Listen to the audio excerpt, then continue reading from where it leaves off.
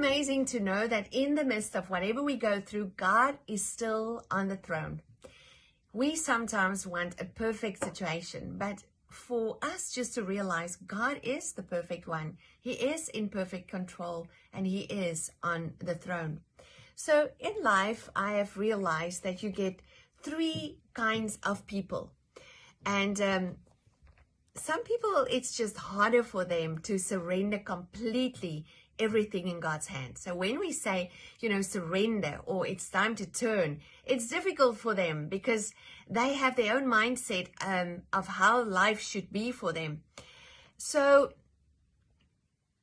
you get these three: the idealist, then you get the pessimist, and then you get the realist.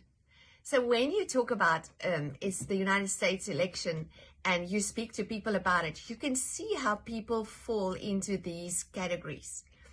The idealist can be in the middle of a hellhole. It can be hectic in their lives. And they just believe, overnight everything is going to be perfect.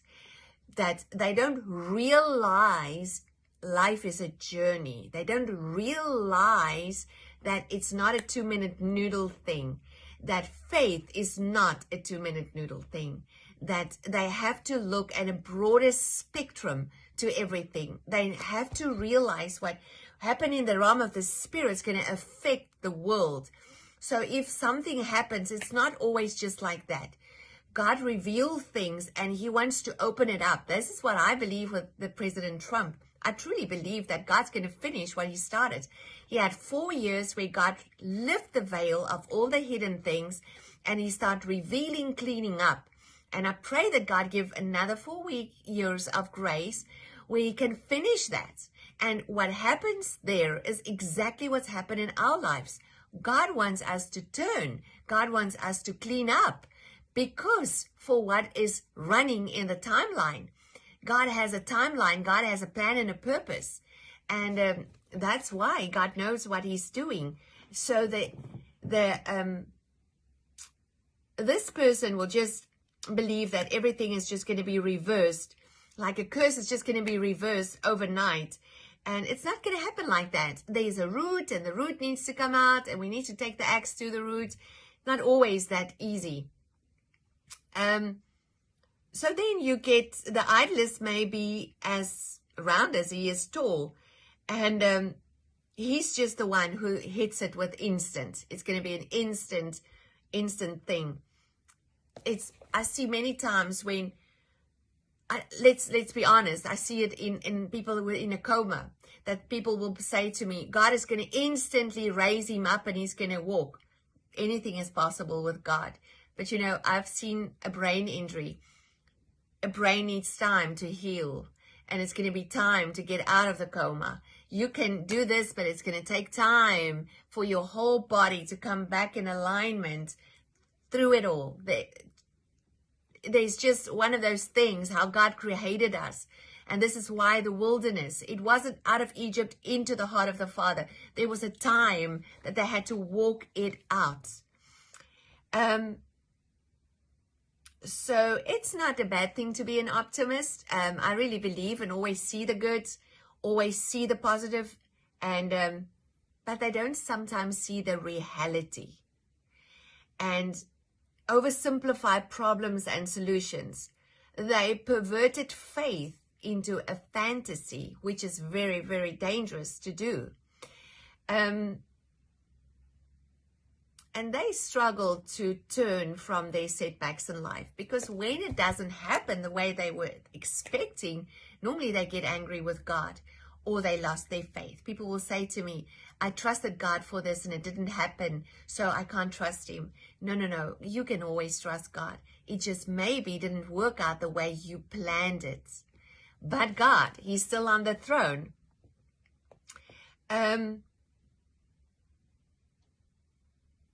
Then with that pessimist, you cancel then faith. This is the pessimist. The pessimist is the one who's always negative. But God is looking for faith.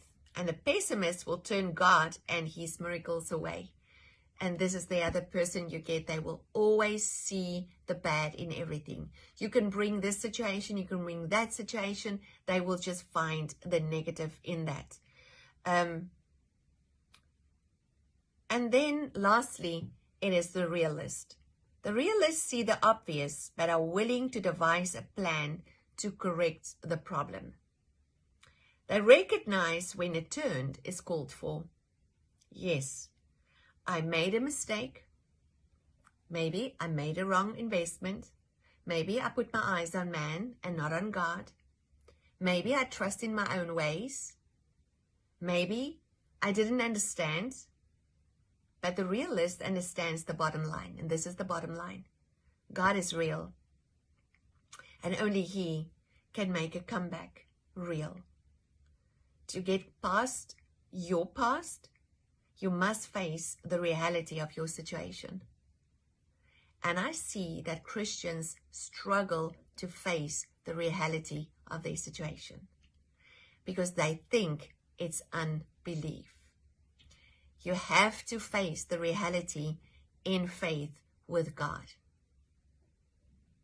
And sometimes, because of our immaturity in our faith, we don't want to face our reality with God. So remember, He has already prepared a comeback. He has already prepared our tomorrows. But you just need to turn and take the first step. The first step of faith, the first step of trusting God, the first step of surrendering. And that's the next step. And then I always believe that God will do the rest.